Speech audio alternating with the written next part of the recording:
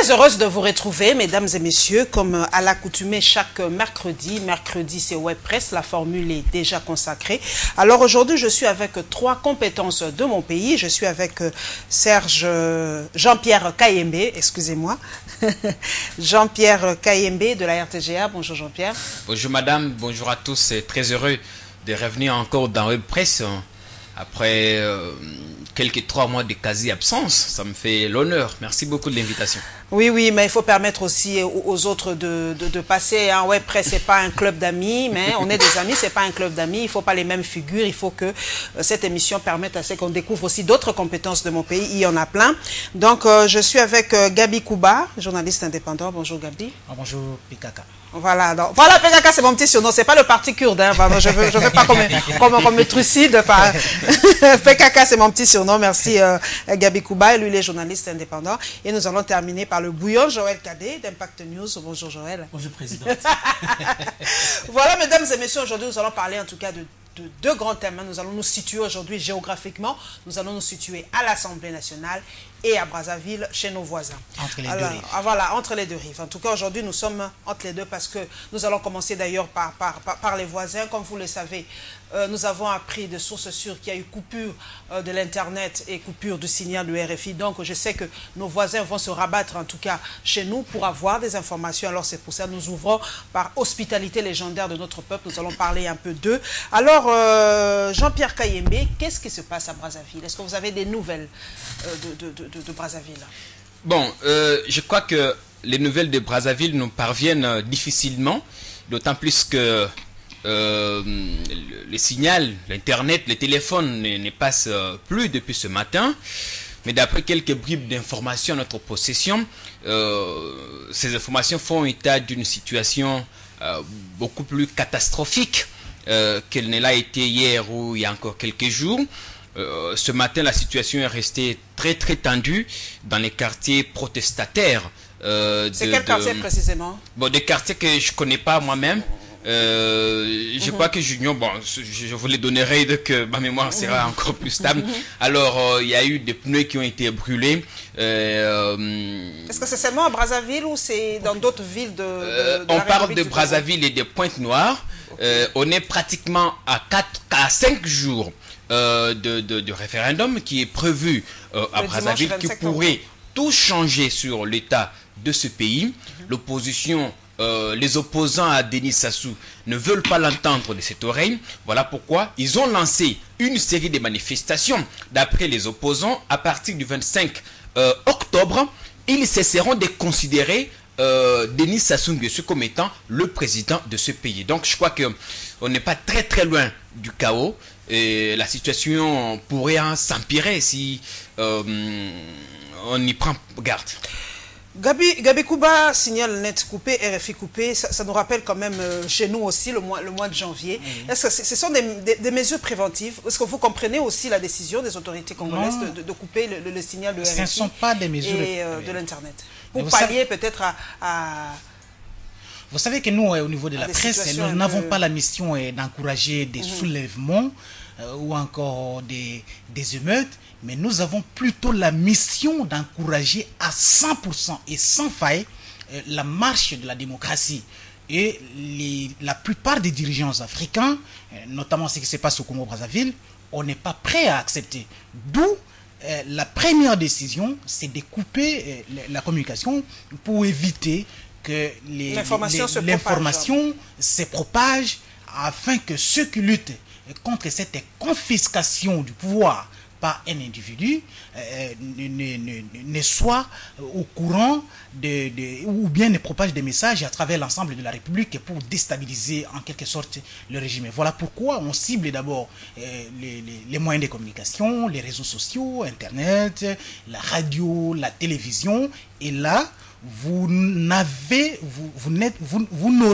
que la chaîne officielle, donc les médias à la solde du pouvoir, qui va propager la voix, en tout cas, du régime en place. Mais je crois que ce n'est pas toujours ça, parce qu'à l'époque où il y a eu des révolutions dans d'autres pays, l'Internet n'existait pas, les réseaux sociaux n'existaient pas, le téléphone portable n'existait pas, donc il y a eu soulèvement. la Révolution française, à cette époque-là, il n'y avait pas d'Internet. La Révolution américaine, il n'y avait pas d'Internet. Bibi Youssouf, pas plus longtemps, en 98, en Indonésie, ce n'était pas Internet. Donc, vous pouvez couper quand les gens sont décidés à défendre leur cause, à défendre les valeurs, leurs convictions, la démocratie. Je pense que vous pouvez faire tout ce que vous voulez, ils sont prêts. Ils sont prêts à tout. Joël Cadet, le référendum, c'est pour ce dimanche, hein, si je ne me trompe pas. Oui, oui. Alors, pourquoi ne pas laisser le choix à ce peuple de décider? Pourquoi croire que le référendum va entraîner le chaos? Parce que c'est le seul langage qu'on donne au peuple pour faire un choix. Pourquoi aujourd'hui le référendum pose problème en Afrique? Quand on parle référendum, on dirait que c'est un mot qui signifie guerre ou chaos. Non, mais ce référendum intervient quand? À quelques jours de la fin du mandat. Pourquoi on ne pouvait pas organiser ce référendum si on en avait besoin? L'organiser au début du mandat, et pourquoi ça fait partie des stratégies ou des stratagèmes pour se reconduire au pouvoir? Peut-être que les gens ne savent pas. L'actuelle constitution qui a été élaborée sur base du dialogue qui a été tenu pendant 5 jours pratiquement dans le village de Sassou.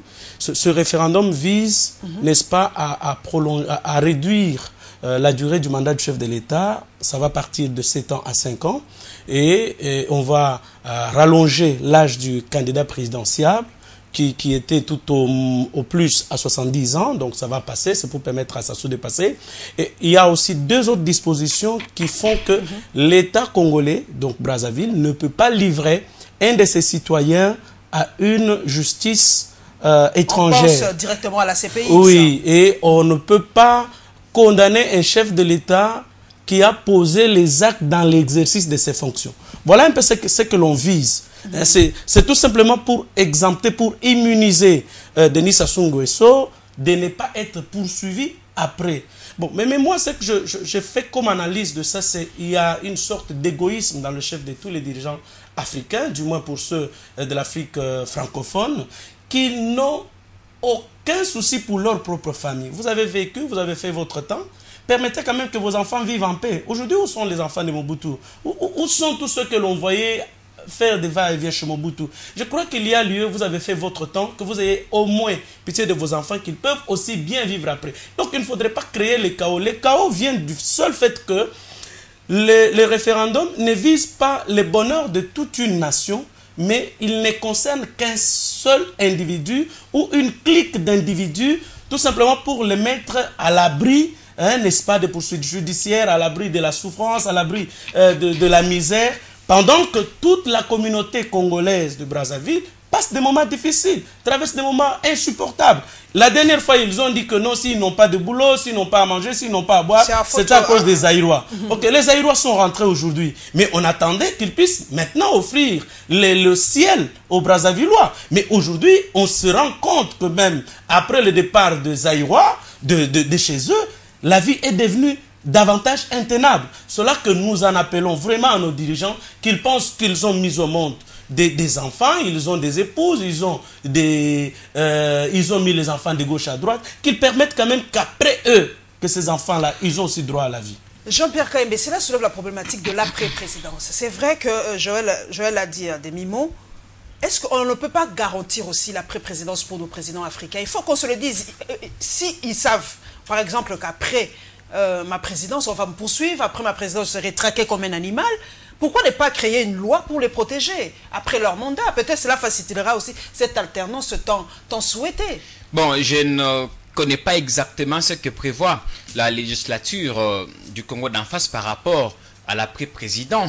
Mais je sais néanmoins que pour ce qui est de notre pays, il y a une proposition de loi qui a été introduite à l'Assemblée nationale par le député Clément Kankou, qui garantit, qui donne au chef de l'État de garanties de sécurité, des garanties de confort et tout ce qui va avec après son mandat.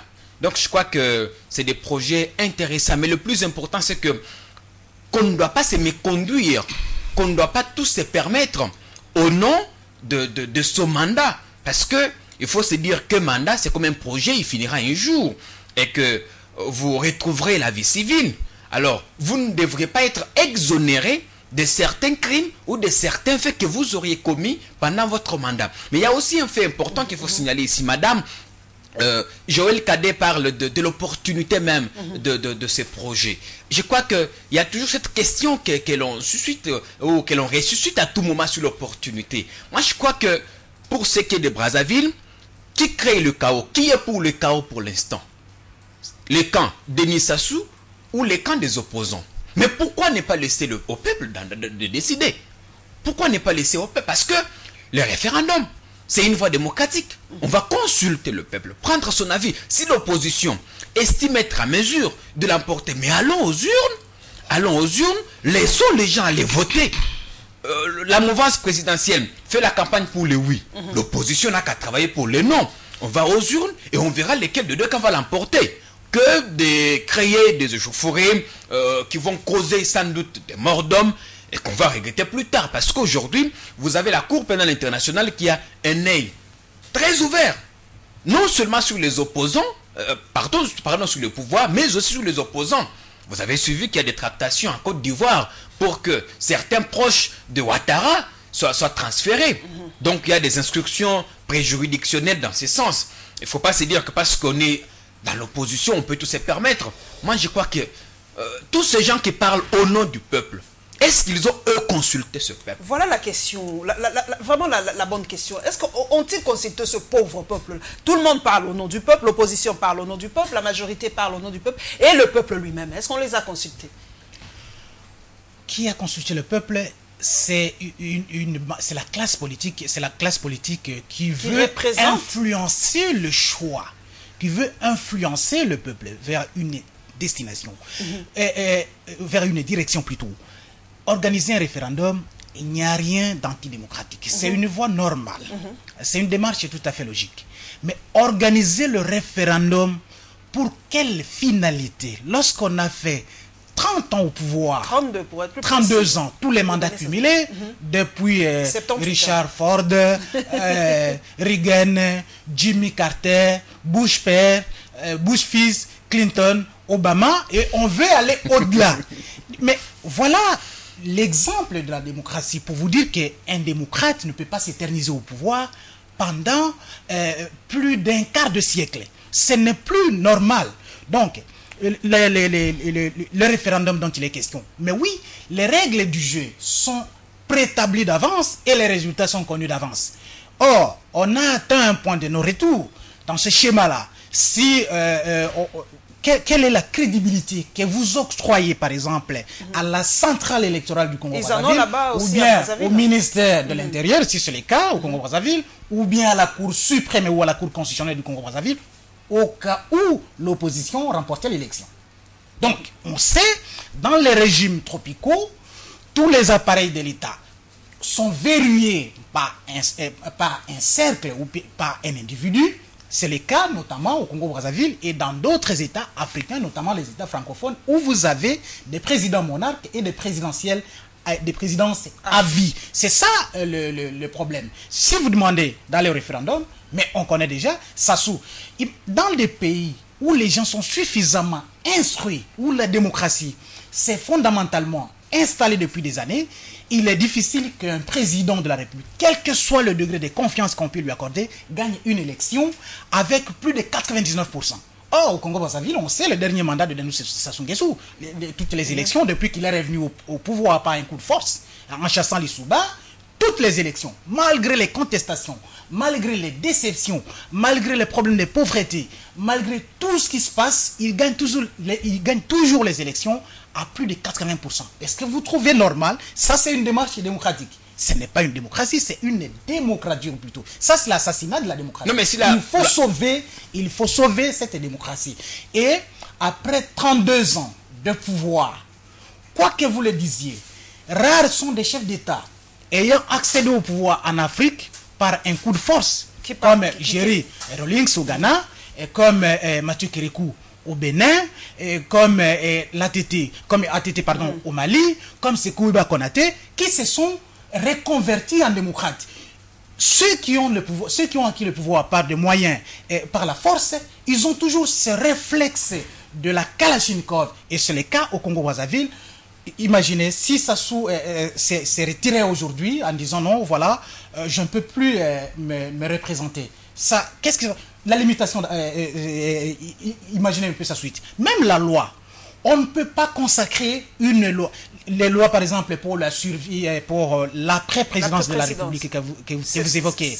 Mais ça, c'est une façon de consacrer l'impunité. Le président de la République est le garant des institutions. C'est lui le premier citoyen qui doit garantir les fonctionnements des institutions et respecter les lois de la République. Mais si on doit dire non, voilà, il faut l'après-présidence, la période post-présidentielle, il faut suffisamment de garanties, mais il faut voir également la gestion de ces dirigeants, comment ils ont géré. Il faut que les gens rendent compte. Je pense que même la loi Kankou à l'Assemblée nationale doit être rejetée catégoriquement. Ce n'est pas une loi. Non, mais il faut qu'on essaie de nous sortir de ce cercle vicieux. Vous ne voulez pas d'une loi après la présidence, mais les présidents africains vont s'accrocher parce qu'ils ont peur de leur après-présidence. S'ils vont s'accrocher, alors comment on peut casser ça? Pour casser ça, je crois que la soif de la démocratie se manifeste aujourd'hui en Afrique. Et vous avez l'exemple de ces mouvements citoyens.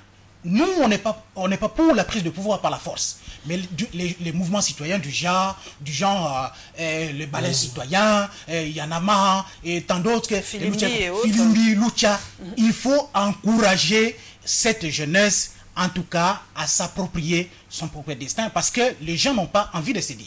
Voilà, cette loi-là, il faut qu'on essaie de casser ce cercle vicieux. Il faut penser à la pré-présidence, qu'on le veuille ou pas. Kankou n'est pas, c'est quelqu'un d'intelligent qui a vu loin. Il a une vision, il a dit que non, on doit essayer de passer à autre chose. Alors, il faut qu'on essaie de tranquilliser nos présidents, parce que vous ne le voulez pas, si vous ne les tranquillisez pas, ben ils s'accrocheront. Ce sont les présidents qui doivent tranquilliser à travers... Non, Joël Cadet doit le dire, la loi doit prévoir la pré-présidence. Même aux États-Unis, on protège les présidents. Ils ne sont pas donnés comme ça, livrés à la vindicte populaire. Bush est là, il n'est pas donné, il n'est pas livré à la vindicte populaire, parce qu'on sait bien que c'est parmi les présidents américains le moins aimé, mais il n'est pas livré à la vindicte populaire, ni Sarkozy, ni Chirac, ni les autres. Il faut que nous réfléchissions froidement pour nous en sortir, nous, Africains. Oui, on peut facilement s'en sortir, mais il y a des ex-présidents qui vivent. Vous voyez les trois présidents en vie au Ghana. Vous avez le président en Tanzanie. Vous avez deux présidents au Sénégal. Vous avez des présidents au Sénégal. Vous avez des présidents en Afrique du Sud. Donc, ils existent, ils ne sont pas suivis. Mais la particularité de l'Afrique francophone, c'est quoi? C'est que ces présidents, en accédant au pouvoir, ils ont commis beaucoup de massacres. Ils ont tué leurs compatriotes dans des conditions beaucoup plus bizarres. Et lorsqu'ils accèdent au pouvoir, la première chose, ils s'enrichissent. Il y a un enrichissement facile, un enrichissement illicite et très rapide qui fait que vous voyez quelqu'un qui est entré au pouvoir aujourd'hui. Aujourd'hui, vous allez constater que dans la politique, il suffit même, comme vous êtes journaliste aujourd'hui, là, vous accédez, demain déjà, vous devenez vice-ministre. Vous construisez dans moins de 6 mois une maison de 6 étages. Donc, l'argent là vous est venu d'où? Bon, on se pose la question. C'est là que l'on se dit qu'il faudrait que les gens apprennent à bien gérer. Parce qu'il y a des exemples, il ne faudrait pas tout simplement que l'on voie ceux qui ont la conception martiale du pouvoir, qui pensent toujours que comme je suis militaire, je suis entré au pouvoir, je dois y mourir. Non, non. Je pense qu'il y a lieu d'aller un peu au-delà de soi. Il y a une vie après le pouvoir. J'ai aimé la dernière fois en regardant le match, d'ailleurs je l'ai publié sur mon post Facebook, j'ai regardé les deux anciens présidents ghanéens suivre le match avec l'actuel. Ça fait la fierté. Aujourd'hui le président ghanéen se promène seul. Vous avez vu même le président iranien, le pays considéré comme l'État voyou. Il prend seul les transports en commun. Il y a d'ailleurs toujours en Norvège, il y a d'ailleurs un ministre qui a refusé d'avoir un charroi automobile à lui-même. Il prend les transports en commun. Je pense qu'il faudrait que nos frères présidents de la République, parce que demain, après-demain, ça pourrait être KMB qui pourra devenir président de la République, retenez que autant que cette émission à 45 minutes, elle vient de commencer, elle aura un temps pour terminer. Et vous avez des gens qui peuvent vivre après vous. Mais Sassou Nguesso, aujourd'hui, on sent. Mais écoutez, ça sert à quoi aujourd'hui de quitter le pouvoir comme Compaoré, qui n'a même pas, qui avait encore au moins 12 ans, 12 mois voulais-je dire, devant lui, qu'il pouvait encore vivre, préparer son départ calmement, aller se reposer. Ce qui est vrai que, même tel que nous sommes là, la justice peut nous suivre. En dehors de l'arsenal juridique qu'on peut mettre en place local, il y a la Cour pénale internationale qui est là. Il y a certains pays qui ont déjà une justice transfrontalière. Donc, ce qui fait qu'on va toujours vous suivre. Mais est-ce que c'est pour autant que vous allez mourir? Et d'ailleurs, dans ces juridictions-là, on ne tue pas les gens. Il n'y a pas de condamnation à mort. En conséquence, je souhaite qu'on puisse accepter de faire son temps et laisser avoir quand même le souci pour les enfants. Juste ajouter un mot, parce qu'il y a aussi une sorte de chasse à l'homme. C'est ça, l'acharnement. Le pouvoir entrant déclenche contre les sortants. On l'a vu à Dakar, au Sénégal, on a vu les réputés démocrates Macky Sall faire emprisonner Karim Wade Junior. Mais nos lois ne sont pas aussi muettes que ça. Ici, par exemple, on sait que dès lors que vous accédez à la magistrature suprême, vous devenez sénateur à vie. Aussitôt, votre mandat prend fin, vous êtes sénateur à vie. Et un sénateur ne peut pas être arrêté de n'importe quelle façon. Vous avez des immunités parlementaires qui vous couvrent. Mais vous n'êtes pas non plus exonéré de certains faits. Par exemple, si on vous attrape en flagrance ou dans notre cas. Moi, je crois que ce qu'il faut privilégier aujourd'hui, c'est une gestion rationnelle de la chose publique pour que l'on ne soit pas visé après voilà, ce mandat. Nous rentrons maintenant chez nous, Gabi. Oui, avant de revenir chez nous, clore, ceux qui parlent de l'après-présidence, au lieu de demander une loi taillée sur mesure lorsqu'on a géré mal la République, le prix Mo Ibrahim existe qui donne des millions de dollars aux chefs d'État africains qui acceptent de quitter le pouvoir tranquillement dans la paix et démocratiquement. Mais aussi, la chasse à l'homme vient d'où? La chasse à l'homme vient de déceptions. L'accaparement, par exemple, de toutes les richesses par une bande d'individus, comme c'est le cas au Congo-Brazzaville. Vous avez la famille présidentielle qui a verrouillé tous les systèmes économiques et les autres citoyens se sentent exclus de la gestion des richesses du pays. De ces faits, du jour où vous quittez le pouvoir, ils vont vous demander effectivement de rendre compte.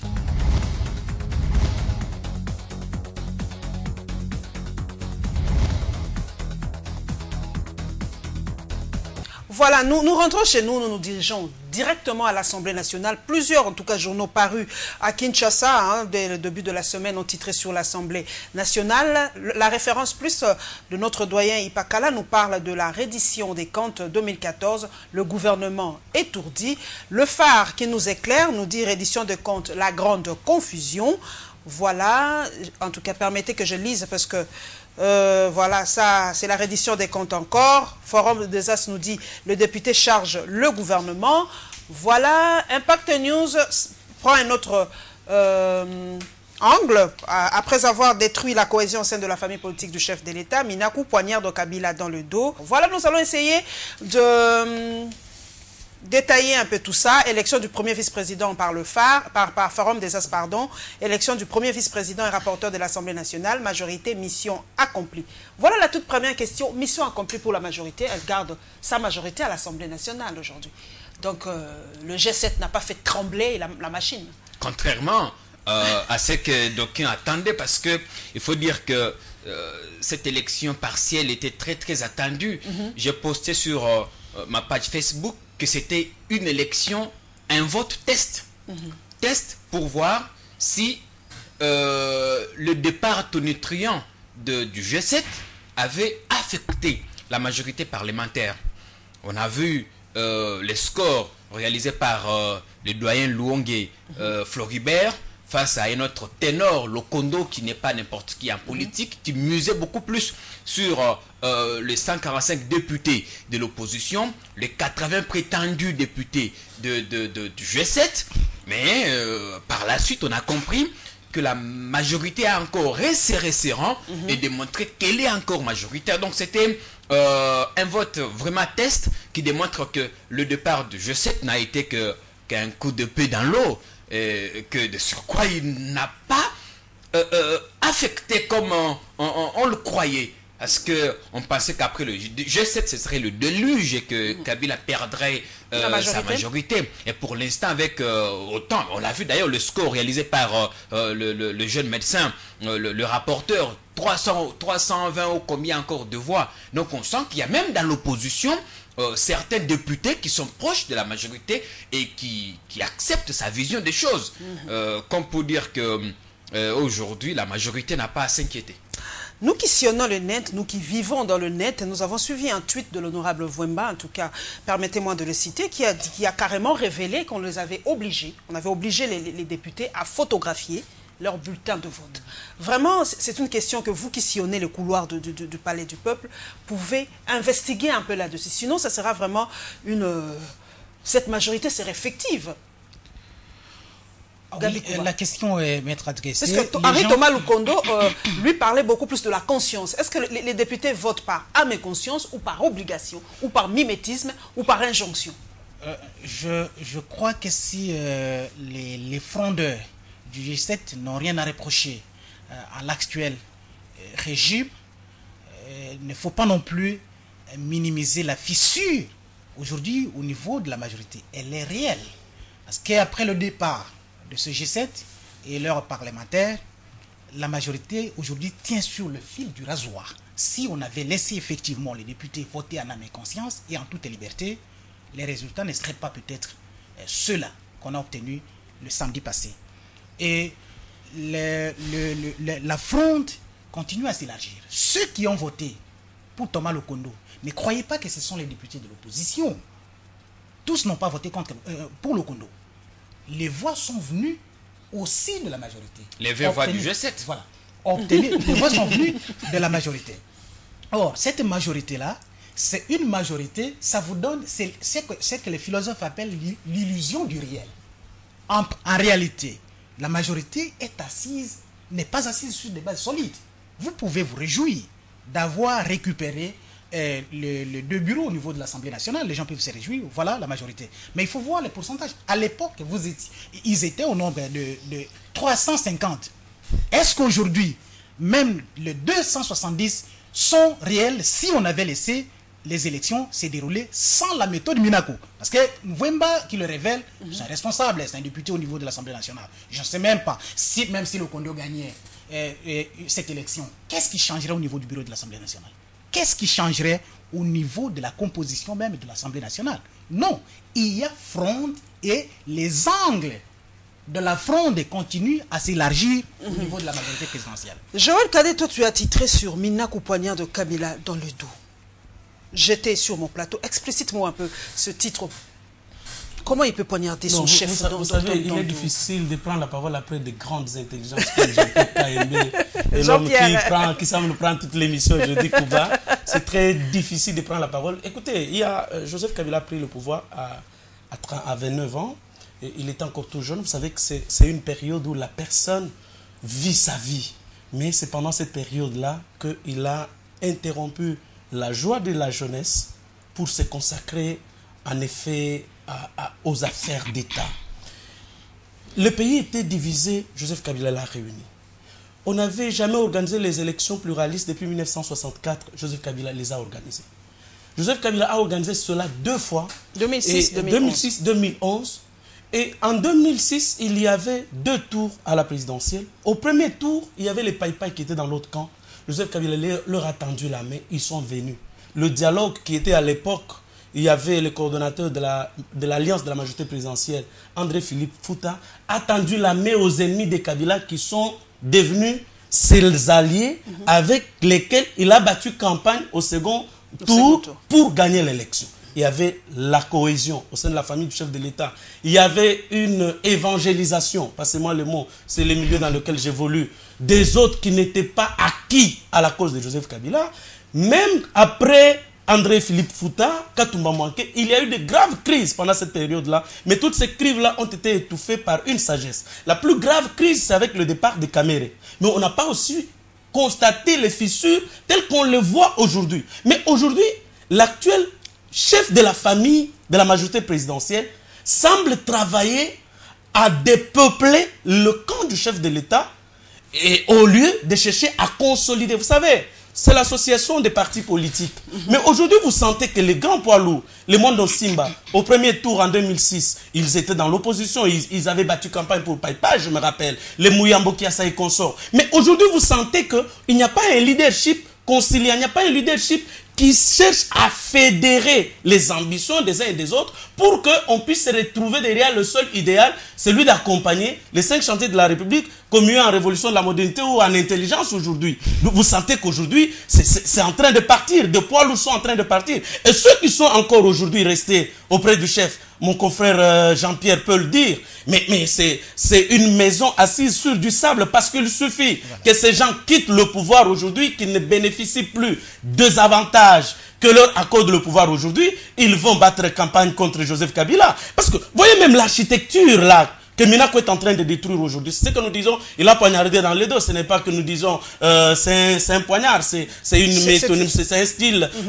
c'est une figure de style. Tout simplement pour dire qu'il est en train de travailler contre le chef, mais le chef est en train de perdre tous ceux qui ont construit cette architecture démocratique à tel point que, vous savez, chez nous, lorsqu'il y a des échauffourées et consorts, on s'abat sur ce qui a déjà été construit. Vous avez vu en janvier 2015 ici, on s'est rabattu sur les bus. Et les bus là qui nous servent tous. Moi je prends le bus Transco, mon frère prend le bus Transco, nous tous ici on prend le bus Transco. Mais vous voyez, les gens vont s'abattre, tout ce qui symbolisera Joseph Kabila, on va s'attaquer à ça.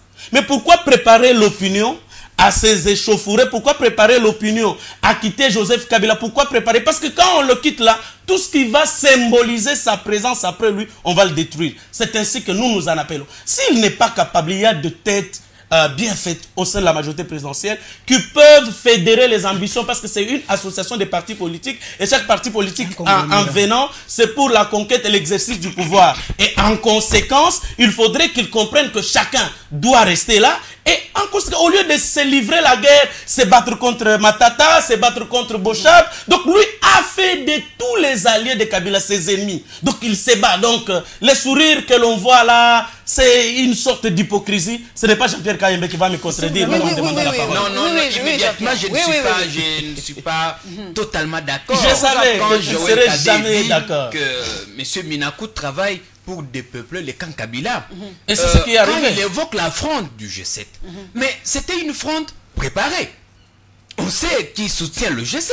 C'est une fronde préparée. Qui soutient le G7? Le G7 a derrière lui des officines occidentales, des mémoires. Mais le président de la République a aussi les officines occidentales. Lorsque le chef de l'État a accédé au pouvoir, le premier voyage c'était en Occident. Je me refuse de citer les noms de certains caciques, de certains nationaux qui sont derrière cette fronde. Mais c'est pour dire que le G7 avait tout planifié pour quitter, pour être exclu. Je suis allé à une des réunions de la majorité. On a fait venir Kamitatu, on a fait venir Tungu et tous les autres pour une sorte de, pour laver les linges sales. Pour leur dire, mais attendez, cette question aurait dû être traitée ici. Je veux Kamitatu s'élever. En colère, les tons qu'il a utilisés ne pouvaient pas permettre à tous ces autres qu'on a vus dans la salle, les Kimuta, les Matata et tous les autres. Eux, ils disent qu'ils avaient l'impression d'être jugés. Il y avait des gens qui ne devaient pas être là. C'était un réquisitoire qui a été prononcé par le ministre de la Santé. C'était d'abord une récidive pour le G7. Une récidive parce qu'ils ont écrit en mars. Au lendemain de ce qui est arrivé à la mi-janvier, ils ont écrit. On leur a répondu. Ils ont réécrit encore. Et alors, est-ce que c'est interdit de réécrire? Ils se sont retrouvés à Kingakati. Bon, il y a eu des mesures qui ont été prises. Désormais, quand il y a une question qui touche à la vie de la famille politique, nous avons des instances auprès desquelles vous pouvez vous confier. Mais pas, vous écrivez une lettre dite adressée au chef de l'État, mais qui se retrouve curieusement... Avec copie. Curieusement, j'ai suivi votre entretien avec le monsieur de l'ARC, mais c'est le G7 qui a organisé la fuite de ces documents dans les réseaux sociaux. Donc c'était quelque chose de prémédité, quelque chose d'assez prémédité, savamment prémédité, et ils savaient qu'ils allaient en arriver là. Donc aujourd'hui, cette fronde ne dépend pas de Minaku. Minaku a tout fait. Pour assembler. Oui, mais aujourd'hui, on l'a vu avec cette élection partielle. Minaku s'est battu. Peu importe les méthodes utilisées, il s'est battu. Seule la fin justifie les moyens. Il a conservé la majorité présidentielle. Conservé dans la fraude, dans la tricherie. Seule la fin justifie. Non, mais on a refusé à Pouella de postuler. Pourquoi? Parce que si on voulait que les chances soient accordées à tous, il avait fallu qu'on laisse Pouella concourir. Mais le quels que soient les accords. n'est pas à sa famille politique. Non, mais c'est pas un poste, ce n'est pas attribué.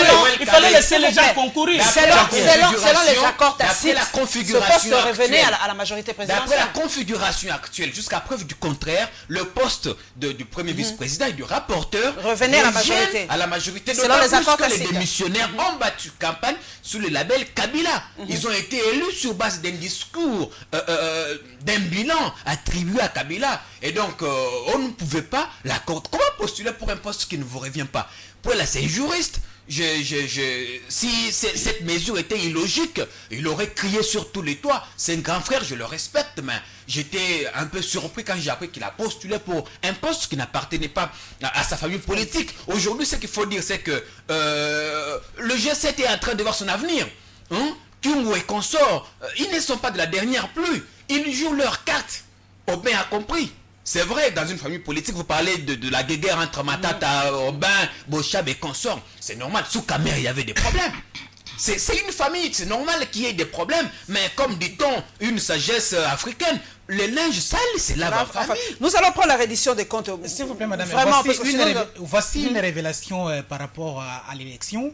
Je suis arrivé à 18h au moment où l'élection s'était terminée au bureau de l'Assemblée, mais je cause curieusement avec un député de l'opposition qui dit, bon, il n'y a pas seulement que la majorité qui a voté pour l'ex-procureur Luonge, il y a eu aussi des députés de l'opposition. Pourquoi? Parce que l'arme a été brandie et que les armes, en cas de désobéissance, si le poste ne revenait pas, ou des candidats que la majorité allait désigner, alors nous irions tous au chômage. Donc la dissolution de l'Assemblée nationale. Est-ce qu'il a tenu compte dans quelles conditions, dans quelles circonstances cette menace-là a été proférée aux députés? S'il vous plaît. Et réellement, la Constitution donne ce pouvoir au chef de l'État de dissoudre l'Assemblée nationale lorsqu'elle lui devient incontrôlable. Et cela a fait peur dans un pays où il n'y a presque pas de travail. Et ceux qui ont des emplois, comme à l'Assemblée nationale, aujourd'hui, parmi les mieux rémunérés. Que vous soyez de la majorité ou de l'opposition, personne ne pouvait. Nous allons prendre la reddition des comptes. Non, tout ce que je veux, c'est quoi? Qu'on arrête un peu de nous présenter les mascarades d'élection. Qu'on nomme tout simplement, qu'on remette carrément ce pouvoir-là au chef de l'État, qu'il nomme jusqu'à la fin. Ça va un peu nous éviter à dépenser de l'argent encore pour les élections, parce qu'on sait déjà que les carottes sont cuites. Alors qu'on n'organise pas des histoires pour les jeux. La menace avait été prononcée depuis vendredi, samedi, que cette menace-là circulait de bouche à l'oreille de chaque député et national. Il savait que si on accordait la chance à ce que Lukondo passe premier vice-président, et si l'Assemblée nationale ne pouvait pas encore être bien gérée, on allait dissoudre le Parlement. Mais pourquoi la motion de Zangui et Fabien Moutombe n'est pas passée? Et pourtant, il n'y avait qu'une seule signature. On peut dire qu'il y avait faux usage de faux par rapport à cette seule signature. Oui, déjà la seule signature. On demande, non, tout simplement, ça crée une preuve, mais pour un député ARC qui a été, pour un député de Diomi Dongala, dont les preuves seraient déjà sur place, de toutes les façons, ça sera publié dans Impact News prochainement, qu'il aurait été corrompu, pour tout simplement renier sa propre signature. Parce que tout ce dont on a besoin, c'est 50 signatures. Il y en avait plus de 62. Nous avons publié ça dans notre organe de presse, dans l'édition d'hier. Mais pourquoi on ne pouvait pas laisser, si Minakou était très sûr de la cohésion, d'avoir gagné la bataille et que le mot d'ordre allait être respecté. Qu'on nomme tout simplement, Jean-Pierre. Qu'on nomme tout simplement, qu'on laisse de nous faire. La reddition des comptes a commencé. Pour vous, c'est un travail de titan, la reddition des comptes. Aubin Minakou a dit, cette fois-ci, on doit vraiment contrôler la gestion des comptes en République démocratique du Congo. Bon, c'est normal, de bonne guerre, que l'on contrôle. L'exercice qui va être soumis à l'appréciation de députés ne relève pas de l'actuel ministre des Finances, à ce que je sache. Il n'était pas encore aux commandes.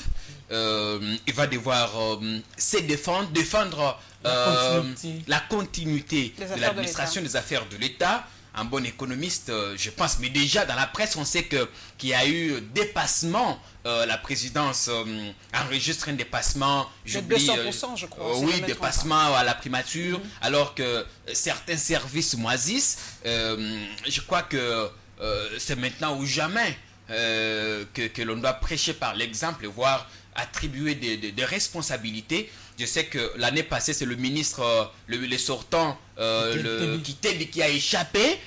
Cette fois, aujourd'hui, on verra ce qui va se passer. Oui, Gabi Kouba. Je n'attends rien, en tout cas, rien de ces débats au niveau de l'Assemblée nationale sur la reddition des comptes. C'est juste une simple formalité. Même vous ne croyez même pas à la parole d'Aubin Minakou, c'est quand même grave. Non, il a dit que cette fois-ci, vraiment, ce sera différent. Ce n'est pas la parole de Minakou, les faits eux-mêmes parlent. Lorsque vous avez le budget de l'État, on vous dit les objectifs de ces budgets exercice 2014-2015, c'était l'amélioration des conditions de vie des citoyens congolais, la construction des infrastructures, ainsi de suite, l'éducation, la santé. Du moins, et entre nous ici, hein, dans quel point où on a vu le budget de l'État, où on a vu que le budget a été affecté ne fût-ce qu'à 50% pour résoudre un problème qui concerne l'ensemble des Congolais. Nulle part. Personne ne l'a vu en tout cas. Bien au contraire, le budget sert au fonctionnement des institutions, dont la présidence de la République, la primature. Vous pouvez évaluer un peu les allocations à l'époque de Gizenga, Mozito et aujourd'hui Matata. Qu'est-ce qui a changé pour que les allocations dans les institutions de la République soient doublées, voire même triplées jusqu'à présent? Pourtant, on disait à l'époque que Mozito avait un cabinet pléthorique de plus de 400 conseillers. Nous l'avions ici décrié, mais aujourd'hui on a moins de conseillers, mais les dépenses ont plus augmenté. Dans cette affaire, vous pouvez, je ne sais pas si vous pouvez nous présenter en tout cas les pourcentages des réalisations du gouvernement. Vraiment, il nous reste quelques poussières de secondes. Je voudrais ajouter quand même un élément. Et dans ce débat, si les gens parlent de la houle au niveau de la reddition des comptes, c'est une sorte de règlement des comptes entre les deux, parce que Matata a décidé, vous vous rappelez, qu'il y a peu, l'incident au Palais du Peuple à propos de la décision qui a été prise par la primature de charcuter le budget qui devrait être alloué au fonctionnement de l'Assemblée nationale. Et là, Minakou en tout cas ne lui pardonne pas. C'est une occasion pour régler des comptes. Mais si vous voulez appliquer l'austérité dans tous les secteurs de la vie nationale, au sein de toutes les institutions. Il ne faut pas faire deux poids, deux mesures. Et là, Minakou s'est senti lésé, en tout cas, lorsqu'on a charcuté son enveloppe. Oui, votre point de vue par rapport à... Non, madame, mon point de vue, il est bien connu. Le comble, c'est que nous sommes pris en otage par une clique d'individus qui se règlent les comptes et le tout tombe sur la... Quand deux éléphants se battent, c'est... La petite population. Aujourd'hui, là, c'est de la guéguerre entre Minakou et Matata qui va nous faire tous perdre le temps. Et ils vont se régler les comptes dans cette petite querelle ici. Aujourd'hui, le budget là, c'est comme si aujourd'hui le pouvoir public ou les politiciens nous escroquent. Ils prennent notre contribution que nous donnons en termes d'impôts, en termes de taxes que nous payons de différentes manières. Parce que même en achetant une tomate au marché, on paye l'impôt d'une manière directe ou indirecte. Et cet argent, ils se l'approprient eux-mêmes. Je vais vous donner un cas, et d'ailleurs c'est un conseiller de la primature qui me fait voir cette histoire-là. On a dit, Gabi l'a dit en d'autres termes, que le cabinet Mozito était pléthorique, plus de 500 conseillers.